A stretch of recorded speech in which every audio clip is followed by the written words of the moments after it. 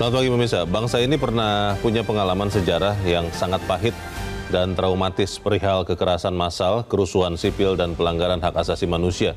Luka yang teramat dalam yang tertoreh 27 tahun lalu itu sampai kini bahkan masih meninggalkan bekas. Pemirsa, inilah editorial Media Indonesia di hari ini, Senin 1 September 2025, dengan tema Jaga Indonesia bersama saya, Leona Samosir. Dan Anda semua juga bisa ikut menyatakan pendapat Anda nanti dengan menelepon nomor 021 583 99 100. Dan pemirsa, pagi ini telah hadir bersama saya anggota Dewan Redaksi Media Group, Abdul Kohar. Mas Kohar, selamat pagi. Selamat pagi. Sehat-sehat, Mas? Alhamdulillah sehat. Perjalanan ke sini aman? Aman, lancar. Aman, lancar ya. Ya. Kita menyikapi apa yang terjadi beberapa hari belakangan, mungkin sepekan ya, mulai dari hari Senin lalu. Ya. Itu banyak yang prihatin, banyak yang terheran-heran, dan juga tidak sedikit yang khawatir, Mas Kohar. Ya. Masalahnya ketika kita ingin hidup damai, ternyata kenyataannya di lapangan tidak seperti itu. Pertanyaannya, apakah kemudian kita bisa menjaga Indonesia? Siapa yang harus jaga? Dan bagaimana ke depan menurut editorial? Jadi gini, ini adalah akumulasi ya. Jadi perdamaian, hidup tenang, itu memang syaratnya banyak. Salah satu syarat utama itu adalah bila keadilan sudah tegak. Oke. Kesejahteraan tercapai. Selama keadilan masih bengkok, kesejahteraan masih jauh dari kata tercapai, pada saat itu juga akan selalu banyak pihak yang tidak puas. Yeah. Nah, ketika pihak yang tidak puas ini tersumbat menjadi akumulasi, ibarat bisul ya, itu dia selalu terakumulasi dan tinggal menunggu waktu saja untuk pecah. Ini yang sangat mengkhawatirkan. Yeah. Karena itu sebetulnya peristiwa-peristiwa terakhir ini membutuhkan evaluasi bersama lah. Apa yang salah dari sisi katakanlah misalnya mereka-mereka yang diberi mandat oleh rakyat, diberi amanat untuk mengemban tugas. Apa yang salah dari mereka? Introspeksi lah. Bahwa apakah betul selama ini mereka itu sudah berempati dengan rakyat. Simpati mungkin sudah, beberapa diantaranya sudah. Tapi empati itu berbeda. Simpati itu terkesan ada sedekah begitu. Tetapi kalau empati itu betul-betul merasakan. Dia menjadi bagian yang katakanlah ketika rakyat masih menderita, berarti dia menjadi bagian dari penderitaan rakyat itu. Dia tidak hanya mendengar apa yang dikeluh kesahkan oleh rakyat, tetapi juga menjalankan apa yang menjadi tuntutan itu. Nah, dari situlah akumulasi itulah kemudian lahir peristiwa-peristiwa yang akhir-akhir ini sangat-sangat kita sayangkan ya. Karena apa? Penyampaian aspirasi kemudian dihadapi dengan represi yang masih sangat tinggi. Lalu kemudian ada korban jiwa yang jatuh di beberapa tempat. Di Jakarta, di Makassar, di Yogyakarta. Baik. Ini adalah sebuah pemicu yang kemudian akhirnya efeknya sekarang kemana-mana. Nah, dalam konteks itu maka sekarang semua pihak harus mendinginkan suasana dulu. Semua pihak harus mengintrospeksi ada apa sebetulnya yang terjadi akhir-akhir ini. Pertanyaan besarnya, Mas, kalau kita analogikan keadaan bangsa ini seperti orang yang sakit demam, apakah kemudian memang penyakitnya itu sudah mulai disembuhkan atau hanya baru demamnya saja yang diturunkan? Karena kalau kemudian hanya demamnya saja yang kita turunkan, bisa jadi muncul lagi. Bagaimana kita bisa menjaga Indonesia? Kita akan bahas itu, Mas Kohar. Dan pemirsa, inilah editorial Media Indonesia untuk hari ini, Senin 1 September 2025, Jaga Indonesia.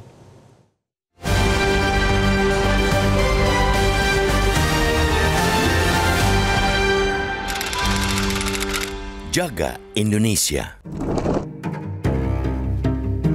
Bangsa ini pernah punya pengalaman sejarah sangat pahit dan traumatis perihal kekerasan massal, kerusuhan sipil, dan pelanggaran hak asasi manusia. Luka teramat dalam yang tertoreh 27 tahun lalu itu sampai kini bahkan masih meninggalkan bekas. Sebagai bangsa yang bermartabat, kita tentu tidak boleh melupakan tragedi kelam 1998 tersebut. Merawat ingatan adalah bagian dari cara kita menghormati sejarah. Pengingkaran terhadap sejarah justru membuat luka akan terus menganga dan membuat republik ini sulit beranjak dari jeratan masa lalu. Akan tetapi, pada saat yang sama, seluruh anak bangsa juga memiliki tanggung jawab besar menjaga negeri yang kita cintai ini agar terhindar dari pengalaman pahit yang sama. Apapun alasannya, Indonesia tidak boleh dibiarkan tercabik oleh persoalan serupa yang sangat mungkin akan kembali menorehkan luka yang sama. Hari-hari ini kita dihadapkan dengan fakta kelabu bahwa segala kemungkinan terburuk itu bisa saja terjadi apabila tidak ada perubahan sikap yang segera dari semua pihak menghadapi situasi terakhir. Situasi ketika kemarahan rakyat yang dipicu oleh ucapan, tindakan, serta kebijakan elit sudah sedemikian terakumulasi dan akhirnya meledak. Ledakan demi ledakan yang diekspresikan melalui aksi demonstrasi baik oleh mahasiswa, buruh, pengemudi ojek online, ojol, maupun elemen masyarakat lainnya sesungguhnya amatlah wajar. Itu menjadi bagian dari ruang koreksi masyarakat terhadap pemerintah dan negara. Itu juga harus dihormati sebagai bentuk kebebasan berpendapat dan berekspresi yang menjadi ciri penting sebuah negara demokrasi. Namun, ketika ledakan-ledakan kekecewaan rakyat itu malah dijawab dengan narasi-narasi nirempati dari para pejabat publik termasuk wakil rakyat di parlemen, dilawan dengan tindakan represif aparat, ditambah provokasi dari pihak-pihak yang memang menginginkan kekacauan, maka yang muncul kemudian ialah kemarahan yang kian menggumpal. Ada dinding tipis antara aksi demonstrasi yang konstitusional dan aksi anarkitis yang akhirnya jebol oleh menumpuknya kemarahan itu. Ada sekat yang sejatinya memisahkan aksi unjuk rasa yang otentik dengan aksi kekerasan yang sangat mungkin disokong oleh kepentingan jahat. Tapi itu pun ambruk karena ketidakmampuan elit merespons dengan baik keresahan dan kegundahan masyarakat. Kiranya belum terlambat bagi kita untuk membuat situasi kembali normal. Namun, ini membutuhkan prasyarat, yaitu bahwa seluruh pihak mau menahan diri, melakukan evaluasi, sekaligus memperbaiki diri. Masyarakat kita ajak untuk jangan mudah terhasut dan terprovokasi. Tetapi di saat sama pemerintah dan parlemen juga harus betul-betul mendengarkan suara rakyat. Jangan pura-pura buta dan pura-pura tuli, karena hal itu hanya akan membuat rakyat kian merasa tidak terwakili. Pekaklah dengan kesulitan yang dihadapi rakyat. Buatlah kebijakan yang berpihak kepada mereka, bukan malah asyik memikirkan kepentingan diri dan sejawat.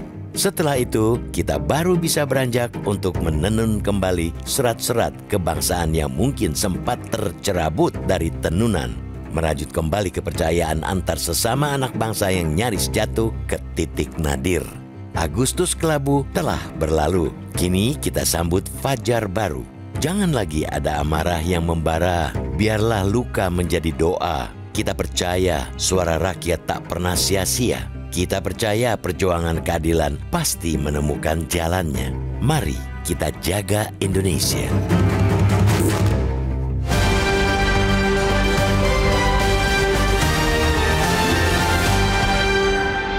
Di bagian berikut Anda bisa ikut menyatakan pendapat Anda terkait editorial pagi ini. Pemirsa, untuk saat ini tetaplah bersama kami.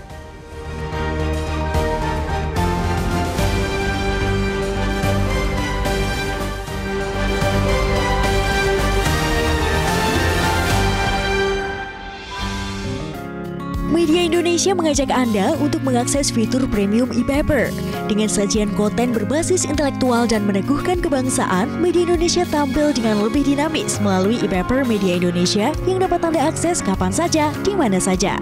Caranya mudah, download aplikasi Media Indonesia di Android atau ketik link e-paper.mediaindonesia.com atau bisa scan QR code pada layar kaca Anda. Klik tab e-paper di bagian samping layar tablet Anda.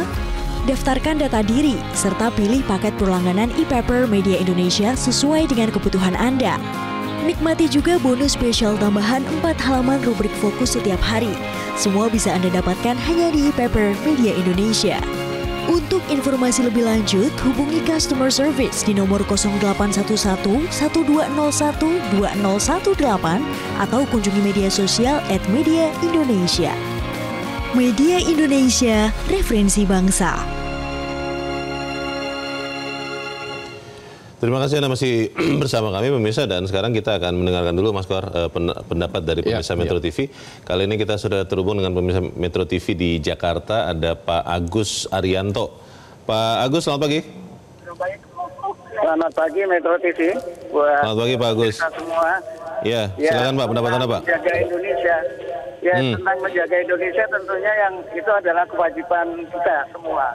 Ya, tidak bisa dibebankan oleh salah satu orang, tapi kita semua sebagai anak bangsa gitu ya. Kalau kejadian ini tentunya kita sangat malu dan mengecewakan ya. Bagaimana kita merajut persatuan ternyata hancur dengan peristiwa-peristiwa kemarin. Gitu. Yeah. Nah, yang diperlukan hari ini adalah menahan diri dan saling menjaga Indonesia ini gitu. Nggak perlu provokatif. Emosi boleh Pak, kita setuju itu hak warga negara untuk menyampaikan pendapat. Tetapi kan sudah merusak dan lain-lain itu adalah kriminal. Ya, sudah merasa ke kriminal dan perlu law enforcement yang jelas, ya, law enforcement yang tegas gitu ya, penegakan hukum sehingga semua sesuai dengan koridor gitu. Saya kira kok teman-teman mahasiswa itu mungkin orang-orang yang intelek rasanya kok nggak mungkin ya melakukan teman provokator, orang-orang yang datang yang katanya mahasiswa UI juga bilang bukan mahasiswa katanya yang ikut demo gitu, yang bikin rusuh ya, mulai melempar segala macam itu. Sehingga reaksi dari keamanan juga Agus bentrok gitu.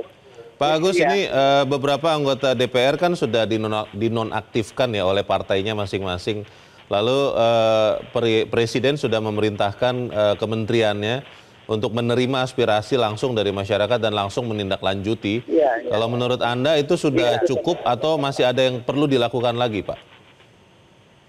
Saya kira itu udah sementara ini cukup ya. Cuman ke depan kita harus melihat sanksi apa yang pantas buat teman-teman yang di DPR ini gitu. Yang ini kan nggak ada empati ya Pak, kayaknya dengan tunjangan ini, masa kos-kosan 3 juta per bulan itu kan nggak masuk akal gitu. Per hari itu kan rakyat yang susah ini sakit hati gitu, mereka nyari kerja susah, makan susah. Ya. Sementara anggota DPR itu kan kita yang pilih. Dan gaji dan mereka fasilitas dari rakyat juga bayar pajak. Jadi perbaikan harus tetap dilakukan ya, meskipun sudah ada beberapa dinonaktifkan. Jangan cuman, minta maaf juga, jangan cuman lip service ya, cuma aksesoris minta maaf, tapi diulang lagi kelakuannya gitu. Baik, jangan sampai hanya retorika atau tidak tulus. Terima kasih Pak Agus Arianto dari Jakarta untuk pendapat Anda. Selamat pagi Pak. Pertanyaan besarnya itu Mas Kohar, kalau sudah ada langkah-langkah korektif ya. Tapi apakah itu cukup? Lalu kemudian bagaimana kita menjaga Indonesia untuk jangka panjang, Mas? Jadi yang pertama kali harus kita lakukan adalah mengasah empati. Siapapun yang mendapatkan amanat, kepercayaan dari rakyat untuk menjadi apakah dia wakil rakyat di DPR atau menjadi kepala daerah atau menjadi menteri atau menjadi presiden sekalipun, eksekutif ya, menjadi eksekutif sekalipun, yang paling penting adalah peka, empati, sehingga tidak ada tuntutan yang dibiarkan berlarut-larut. Ketika kegelisahan itu tidak gagal ditangkap, ketika tanda-tanda simbol bahwa sebetulnya rakyat itu sudah sangat resah itu gagal ditangkap, maka dia akan terakumulasi. Pertama mungkin akan menumpuk, dia akan menemukan penyebab-penyebab, mencari penyebab-penyebab dengan sendirinya. Sehingga yang dibutuhkan sekarang adalah satu, kepekaan, dan kedua, kita sudah menghadapi situasi yang sangat pedih dalam beberapa hari terakhir. Karena itu menahan diri adalah langkah yang sangat bijak, terbaik. Siapapun menahan diri untuk tidak mengeluarkan statement-statement, pernyataan-pernyataan yang apakah itu menyinggung, menuduh, atau pernyataan-pernyataan yang mungkin bisa membuat situasi menjadi semakin runyam. Itu harus dihindari. Kedua, barangkali kita juga harus secara cepat melakukan berbagai macam formulasi-formulasi, perbaikan-perbaikan di segala lini. Apakah misalnya tunjangan-tunjangan yang diterima itu sudah sangat pantas? Apakah apa yang sudah diterima saat ini terasa tidak cukup?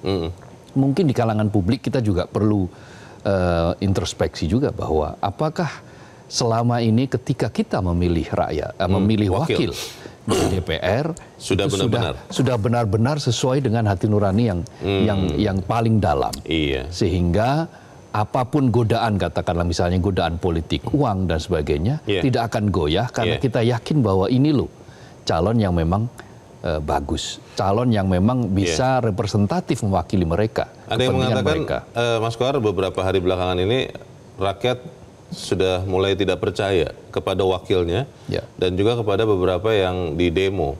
Bagaimana kita merajut kembali hubungan yang baik antara rakyat dan wakilnya? Kan sebetulnya kalau saudara-saudara, teman-teman kita, anggota Dewan ini sadar, mereka ada di Senayan itu untuk mewakili rakyat. Jangan hanya kemudian rakyat dibutuhkan suaranya pada saat pemilu. Bagaimana merajut kembali supaya hubungan ini kembali sehat, Mas? Yang menjadi titik tolak sekarang ini, pertama kan kemarin sempat DPR, lalu kemudian bergeser ke aparat kepolisian karena ada insiden itu. Jadi yang harus melakukan introspeksi, melakukan evaluasi bukan hanya di satu titik. Yang harus melakukan introspeksi, melakukan evaluasi itu ada di mana-mana, di beberapa titik. Semua ya? Semua. DPR melakukan evaluasi, introspeksi. Supaya apa? Apa sih yang membuat rakyat selama ini kehilangan kepercayaan misalnya? Itu dilakukan evaluasi. Polisi juga begitu. Apa? Polri juga begitu. Apa yang selama ini membuat rakyat itu menjadi katakanlah marah, menjadi sedikit saja jadi mudah dibenturkan, mudah tersulut. Bahan bakarnya kadang-kadang hanya perkara yang sangat kecil itu bisa menjadi masalah, apalagi perkara yang sangat-sangat besar. Apalagi ketika menangani demonstrasi dengan tingkat represi yang berlebihan. Kan sudah berkali-kali disampaikan forum untuk jangan terprovokasi siapapun, termasuk petugas keamanan juga jangan terprovokasi. Langkah konkret yang paling dekat yang kita bisa serukan untuk menjaga Indonesia itu apa? Kita akan bahas di bagian berikut. Mas Kohar, pemirsa tetaplah bersama kami. Editorial Media Indonesia segera kembali.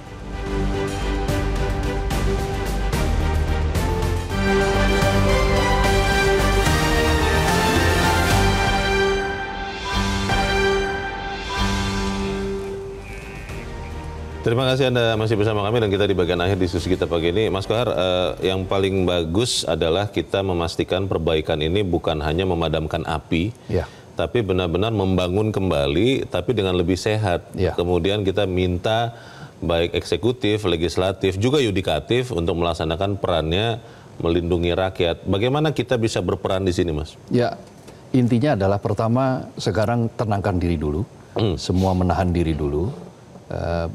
Mengevaluasi dulu semua apa yang bisa kita lakukan, lalu kemudian bergerak secara cepat. Bergerak secara cepat, apa-apa yang menjadi kebutuhan rakyat. Katakanlah misalnya begini, rakyat ini selalu berada dalam situasi yang saat ini itu di faktanya di lapangan tidak sepenuhnya baik-baik saja. Tidak sepenuhnya baik-baik saja. Banyak bahkan beberapa yang tidak baik. Tetapi ketika ini disampaikan, katakanlah misalnya kepada eksekutif menyangkal bahwa ekonomi kita masih sangat resilient dan seterusnya. Oke, secara angka, secara statistik benar. Tetapi lapangan itu menunjukkan sesuatu. PHK masih ada, tingkat kemiskinan, kedalaman kemiskinan juga masih terjadi. Nah, hal-hal semacam ini itu harus direspons secara cepat. Kita menenun kembali tenunan yang sempat tercerabut. Kita menjahit kembali kain merah putih yang sempat sobek. Tetapi ada syarat yang harus dilakukan biar tenunan itu kuat. Biar jahitan itu juga kuat. Apa syaratnya? Wujudkan keadilan dong. Tegakkan keadilan. Lakukan berbagai macam program-program itu yang betul-betul menyentuh rakyat banyak. Jangan selalu menyangkal. Nah, ini penyakit. Hentikan penyangkalan-penyangkalan. selama kita itu memproduksi penyangkalan, selama yang diberi amanat itu lebih suka memproduksi penyangkalan, maka selama itu pula publik akan semakin marah. Nah, ini yang harus menjadi pelajaran yang sangat mahal, pelajaran yang sangat penting, bahwa situasi terakhir ini jangan sampai, mestinya tidak terulang lagi, jangan sampai terulang lagi. Ada pepatah yang semakin populer belakangan ini, mulutmu harimaumu. Dan itu juga banyak orang mengatakan semuanya harus menahan diri. Jangan kemudian asal bicara, lalu tinggal meralat, minta maaf, dan mengatakan itu tidak ada. Betul. Soal tanah, soal rekening, soal yang lain-lain, Mas. Bagaimana memastikan bahwa eksekutif pun berhati-hati? Iya, semua harus berhati-hati, semua harus memiliki kebiasaan, sudah memiliki nalar empati. Cobalah kita saksikan. Dulu negeri ini dipimpin oleh mereka-mereka yang hatinya itu menyatu dengan rakyat. Dulu kita punya pemimpin-pemimpin yang sederhana. Ada Perdana Menteri Muhammad Natsir yang jasnya tambalan, yang kemudian karena tidak cukup uang membeli jas, mereka tidak cukup membeli jas. Ada Insinyur Sutami yang berkali-kali menjadi menteri, tetapi tetap hidupnya sederhana. Ada Bung Hatta yang sampai akhir hayatnya tidak mampu membeli sepatu yang menjadi keinginan. Karena apa? Karena menjaga diri. Ditawari oleh negara untuk diberi fasilitas naik haji bersama keluarga, tapi Bung Hatta menolak. Jadi perilaku-perilaku semua itu, teladan-teladan itu akan menjadi contoh yang baik bagi masyarakat. Itulah yang namanya empati. Bukan penyangkalan-penyangkalan. Saya kira dengan momentum saat ini, bukan momentum, katakanlah pelajaran yang sangat mahal ini, ya semua harus kembali melakukan evaluasi dan introspeksi untuk melangkah ke depan, bahwa kita, Indonesia, itu masih bisa bersinar, Indonesia akan bangkit. Kita aminkan itu dan kita jaga Indonesia sama-sama. Mas Abdul Ghawar, terima kasih sudah hadir di tempat ini. Selamat pagi, Mas. Selamat pagi, Bung Leo. Pemirsa, Agustus kelabu telah berlalu, kini kita sambut fajar yang baru. Jangan lagi ada amarah yang membara, biarlah luka menjadi doa. Kita percaya suara rakyat tidak pernah sia-sia, kita percaya perjuangan keadilan pasti menemukan jalannya. Mari kita jaga Indonesia. Saya Leonard Samosir, terima kasih Anda sudah menyimak editorial Media Indonesia untuk pagi ini. Terus jaga kesehatan Anda, terus jaga nurani Anda. Selamat pagi, sampai jumpa.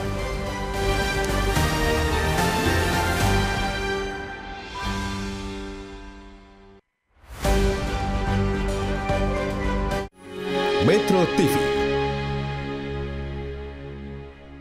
Download Metro TV Extend sekarang.